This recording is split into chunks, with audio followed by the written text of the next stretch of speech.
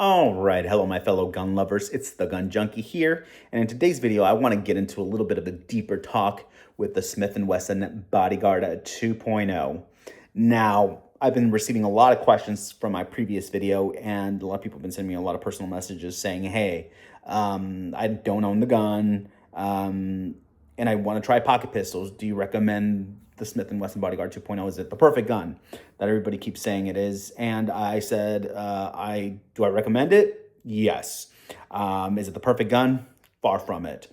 But you can kind of make it the perfect gun, and I want to talk a little bit about how you can do that, in my opinion. So this is just what I've done with my gun that has worked for me, that's actually made it pretty much perfect for me. So let's jump into that. Now, the gun is not loaded. There is no magazine around, no bullets around. So again, safety has always been my biggest concern. No issues there. So what do I think about it, and what have I done to make it perfect for me? Now, one of the first things that I do want to say is that out of the box, this gun is really tight. It does take in a break-in period. For me to make it feel good was about 400 or 500 rounds, but I did not start carrying it until I put in about 4,000 to 5,000 rounds. And I've actually been carrying this gun for about 2 months now, but I've been shooting it for about over a year. Before that, I was carrying my Glock 42 and the Ruger LCP, and those guns have honestly just been wonders for me. Now, the difference between those and this one is that this is a double stack. It carries 10+1. The other ones are both, I think, 6+1 with the extender, 7+1. So I do have to say, for me, my preferences, a lot of it has been a single stack, because double stack can honestly give you feeding issues at times. It's just the way that the pressure is built, simple, physics. One thing that I did fix that I had an issue with this gun is pretty much the feeding. And the reason I had the feeding was because I was doing 10+1. It was just so tight that I had issues with the feeding sometimes, and it just felt too much for me. So what I changed, I did 9+1. And that helped. It's still tight, but over the time it's been loosening up. So that's the way I fixed it. So again, I don't do 11 or 10+1. I do pretty much the 9+1, and that's been my to-go for this gun. And honestly, when I train and go out to the shooting range, yeah, that's pretty much the way I kind of train with. For me, honestly, I don't need more than, hopefully, 5-6 bullets to hit my target if I'm ever in a stress situation. But it's good to have that 10 round count. Now I feel like I still need to give it a bit more time for those magazines to break in, to hopefully loosen up a little bit more, to properly help it feed for that amount that it's actually recommended to have, the 10+1. But again, up until this point, I am doing the 9+1, which honestly helps it more than the 10+1. I've had many less issues that way. So that's one of the big things. Now, the next thing that I do want to mention about the gun that I personally have liked is the ergonomics of this gun. Now, the ergonomics have been so great on this gun that it feels like you're carrying a full-size gun, but it's not. It's still fairly thin, and it's still fairly small. And that's one thing I do want to mention, that people have had issues with it shooting left. I never had issues with it shooting left, to be honest. I've shot so many pocket pistols, and the issue I found that a lot of people that have the issue of shooting left is because the gun is thin.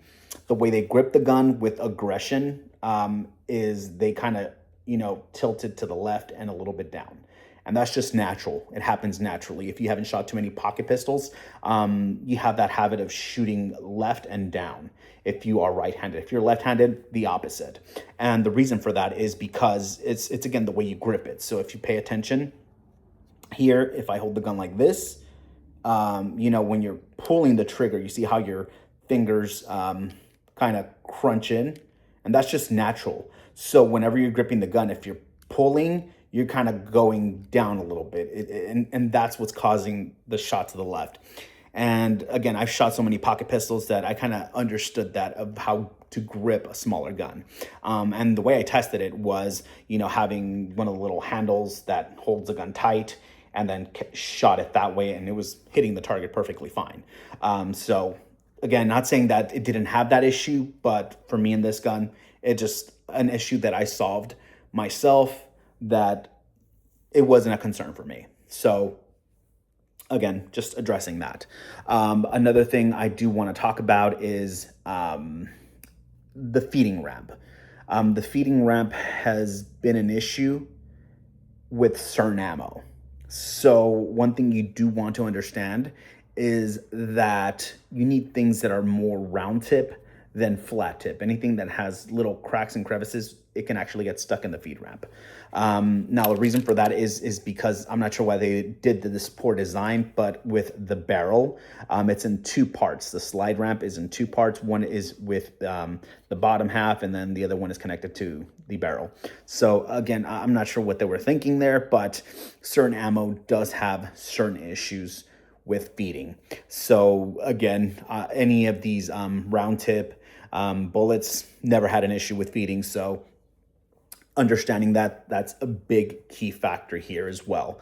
But like I said, that is a concern that you have to understand, and the only way you're going to understand is pretty much going to the range and shooting your gun, because that's the only way you're going to know what ammo works and what ammo doesn't. So that's one of the flaws that this gun has. And again, for me carrying this gun, I do not use self-defense ammo, and that's one of the big reasons for it, because there's concerns that it can get stuck. And again, I don't need self-defense ammo to protect me. Bullets that are around can do the same amount of damage, and they have been doing it for decades when law enforcement used to carry these guns. So just want to throw that out there. Overall, like I said, this gun has its little issues, but a lot of them can be easily fixed by understanding your gun. And after you understand that, and after you put a lot of practice into this, it's honestly a wonderful gun. I have seen many YouTube videos out there where they're comparing this gun to another pocket 9mm, or, comparing it to other type of subcompacts, and I just think it's dumb. These guns, or this gun, was made as a pocket pistol, and that's what it is. It's a pocket pistol. It's not really made to, it is made to carry in the waist. It's a small profile, but again, the big thing for this is that it's a pocket pistol. It's not compared to any of these other guns, kind of like the Hellcat and all that. It's not in that same category. It's in a different category. So, yeah, that's the big difference you need to know. People have always told me, why aren't you putting an optic on this or anything like that? Because it's stupid, in my opinion. That is my own personal preference, but I personally think it's stupid. The point of this gun is to be a pocket pistol. And again, you don't need a red dot, because it's not meant to be shot from afar. It's meant to be a close combat gun. And again, this is one thing I do kind of want to talk about as well, because whenever, I feel like I'm going to be in places where they're a little bit more closed off, this is the gun I'm carrying. If I'm somewhere where I'm going to be, where something can actually happen in a broader sense, then I carry a full size, or, a subcompact 9mm. So you just have to understand what situation you might be in wherever you're going, and then carry the proper, tool for that area. So again, that's one thing you have to understand. And that's why, I do have multiple different type of guns for different situations. And this is a gun that I carry when I'm going, out there gardening, or, working on my farm, doing something, or going to the store real quick, where I know I'm going to be inside. If there's a threat, it's probably close combat. Again, if it's somewhere where I'm going to go to the city, where there's a threat that can be a longer distance combat, or a mall, then I'm carrying, a 9mm subcompact or full-size gun. So that is the difference that, you have to be aware of, and have knowledge of, what would be best for what situation. But honestly, if you're looking for a pocket pistol that is very lightweight, very thin, feels like a full-size gun, low recoil, understanding this gun really well can be honestly the perfect gun for you. And again, it's all about training. It's all about understanding your gun. It's not something where, you're just going to buy this gun, carry it and expect it to be a wonder. No, the wonder comes from putting rounds, through your gun and training. That's the biggest thing. And that's one of the big things that, again, I only possess 17 guns, and a lot of the other, funds go to buying ammo. So I do have butts loads of ammo, and I go shooting on an every other day basis, pretty much 3 times a week I try to do. And that's because I want to be proficient in me shooting my guns. And each gun I own, I love and I shoot. Okay, that's one thing I do want to notify people, that every gun I have, I'm proficient in. I have shot the Hellcat. I did own it for maybe about 6 months, and then I sold it because it wasn't my thing. I ended up purchasing the P365 XL, and I love that, and I kept it. So, all the guns that I do like, I keep. All the guns that I don't, I get rid of. And I keep shooting them so I can be proficient in those guns. And again, this is one of the guns that has been honestly my favorite. I do sometimes carry my Glock 42, but not as much as this anymore because, again, this is a bit lighter, thinner, it's easier to conceal, and it's less noticeable. I did carry my Ruger LCP a lot, and I still do. But again, this one has pretty much taken over because there's less recoil. There's, more manageability to, if I'm ever in a threat, this is going to get me out of that threat. So I do recommend you checking out this gun. And again, put a few rounds because it does have a break-in period. Everything is tight in the gun, and it's going to require you to, again, break it in and put rounds in the gun. 380 ammo. Right now, I'm probably getting it for $15 per box in my area. And it is pretty expensive, so, it can go up to $20. So putting rounds through this gun can get expensive. But, instead of buying another $300-400 gun, buy a bunch of ammo from that and shoot your gun. Be proficient in it. Take classes. Understand, what these things are meant for. And it's, again, self-defense. So, yeah, honestly, it's probably one of my favorite guns. Right off the box, what this gun has is really great. Serrations. The spring is early on pretty tight, but it loosens up once you shoot it a lot.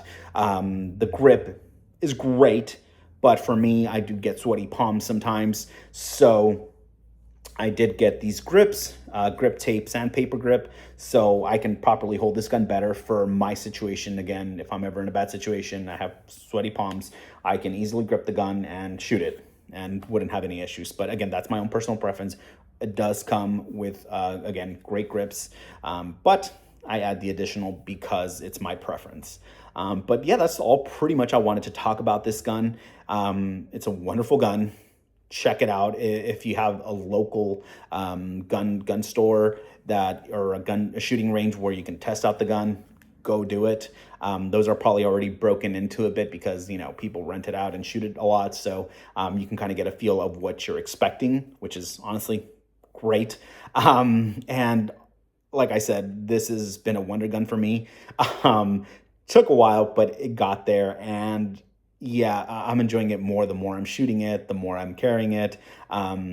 Besides those little issues with the feeding ramp and the tight magazine and all that, overall this gun, if you manage it well and understand it and keep it to that preference, then it's a wonder. It's great, and there's nothing I dislike about it, again, as it adjusted to me. So that's pretty much it. That's all I want to talk about. If you guys like the video, please like, share, and subscribe. If you have any comments, questions, again, feel free to send me personal messages like a lot of you do, or put a comment down there. And yeah, that's pretty much it. Thank you guys for watching. See you guys next time.